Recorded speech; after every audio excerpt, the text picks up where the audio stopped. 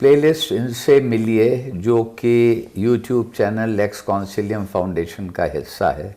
उसमें मधुकर उपाध्याय जी प्रतिष्ठित पत्रकार, साहित्यकार, लेखक से बात करते हुए मैं ये जानना चाहूँगा कि बापू के बारे में कहा जाता है कि उनके पास बहुत संख्या में, भारी संख्या में पत्र आते थे उनके परिचितों के, जो लोग नहीं जानते थे उनके, और बापू सब पत्रों का जवाब देते थे, जितना भी वो उचित समझते थे उतना लिखते थे, और प्रायः पोस्ट कार्ड ही लिखते थे।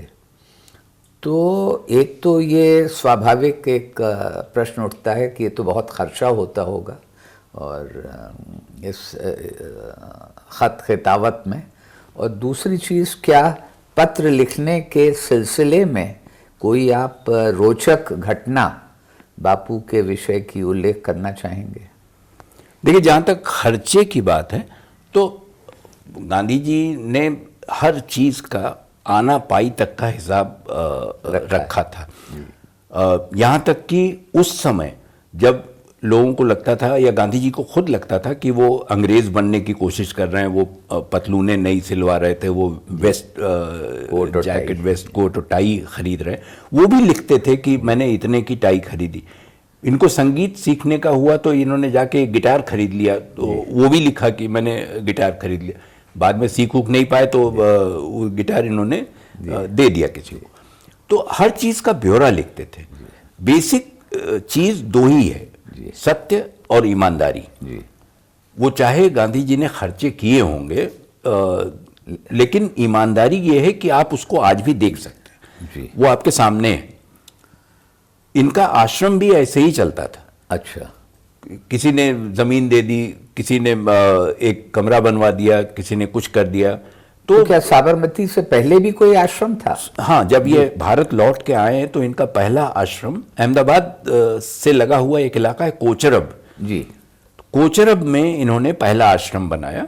अच्छा। और वो एक बहुत बड़े वकील थे, तो उन्होंने ही अपना पूरा मकान ये सोच के बनवाया था कि शहर की भीड़ भाड़ से दूर रहेंगे, तो उन्होंने इन्हें दे दिया। इन्होंने उसमें अपना आश्रम खोला। अब उस आश्रम में कुछ दिन बाद इनको एक पत्र मिला कि एक हरिजन हैं और वो आपके आश्रम में रहना चाहते हैं, आश्रय जी। हाँ, तो गांधी जी ने उत्तर लिख दिया कि मुझे कोई समस्या नहीं है, अगर वो आश्रम के नियमों का पालन करने को तैयार है जी। तो वो उनकी पत्नी और उनकी छोटी बेटी, जो घुटने के बल चलती थी, आ गए कोचरब में। कोचरब। तो अब जब लोगों को पता चला, और तब तक सब कुछ ठीक ठाक चल रहा था, जितनी पैसे की आवश्यकता होती थी, जितना अनाज चाहिए होता था, सब चीजें मिल जा रही थी, लोग दान आश्रम को दे ही जा रहे थे। लेकिन ये होते ही जी अहमदाबाद भर में खबर फैल गई कि गांधी जो है वो हिंदू धर्म को नष्ट कर रहे हैं जी। और उन्होंने एक हरिजन को प्रवेश दे दिया है, और ये हुआ है वो। कोचरब में एक ही कुआं था, उसी से पानी आता था जी। और ये लोग बाल्टी लेके जाते थे पानी भरने, तो बाकी लोगों को कोई समस्या नहीं होती थी, लेकिन जो दूसरे थे और उनकी पत्नी दानी बहन, इन लोगों को लोग भला बुरा कहते थे, गालियां देते थे, पानी नहीं भरने देते थे। तो एक दिन उन्होंने आके कहा कि ये बताइए बापू कि हम क्या करें, हम चले जाएं छोड़कर आश्रम, कि आप हमारी वजह से आपको असुविधा हो रही? उन्होंने कहा नहीं, आपको जाने की ज़रूरत नहीं है, आपके लिए मेरी सिर्फ एक सलाह है कि जितने लोगों ने भी गालियां आज दी होंगी उससे 5 ज़्यादा देंगे, लेकिन पानी भरने आप कल भी जाइएगा। तो वो मतलब कहते रहे, अंत में वो आवाजें बंद हो गई। लोग बोल बोल के थक गए और आश्रम चलता रहा। साबरमती तो उसके बाद बना। तो उसमें ये भी सुनने में आता है कि कुछ लोग, अनजान लोग भी आकर के बहुत बड़ी आर्थिक सहायता कर देते थे। हाँ, जब एक बार गिनती की गई रुपए पैसे की, मंगललाल गांधी करता धरता थे, तो उन्होंने जब गिना उना तो एक दिन आके इनसे कहा कि बापू अब मुश्किल से हफ्ता 10 दिन का हम आश्रम चला सकते हैं, इससे आगे ज़्यादा नहीं नहीं चल चलेगा, पैसा नहीं है हमारे पास। तो उन्होंने कहा कोई बात नहीं, नहीं है तो बंद हो जाएगा, तो हम कहीं और चले जाएंगे। तो उन्होंने कहा कहाँ चले जाएंगे? उन्होंने कहा जहाँ से दाना पानी लिखा होगा वहाँ जाके काम करेंगे, लेकिन काम हम नहीं छोड़ेंगे, काम हम यही करेंगे जो हम अभी तक कर रहे हैं जी। और ना नियमों से कोई समझौता होगा।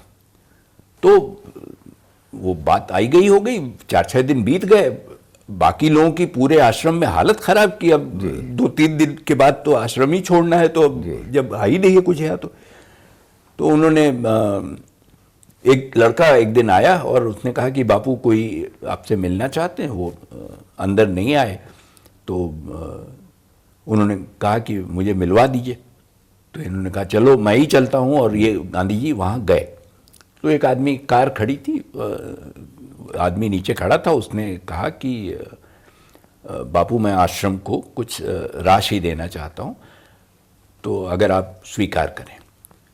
तो इन्होंने कहा कि देखिए आश्रम की हालत तो आपको ही पता है, सबको पता है, शहर में आंदोलन हो रहा है, अहमदाबाद में कोई पैसे देने को राजी नहीं है। आप पैसा देना चाहते हैं तो अगर आपकी नीयत ठीक है और धन ईमानदारी से कमाया हुआ है तो मुझे स्वीकार करने में कोई समस्या नहीं है, मैं कर लूँगा। तो कह के चला गया वो आदमी।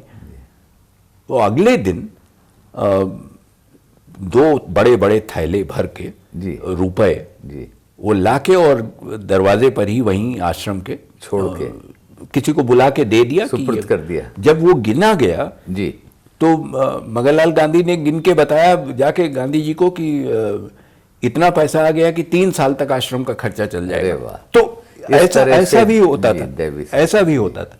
और एक किस्सा कोई ये भी है कि कभी रात में या तड़के सुबह अंधेरे में बापू, उनकी लालटेन में रोशनी नहीं थी और वो लिखते रहे अंधेरे में।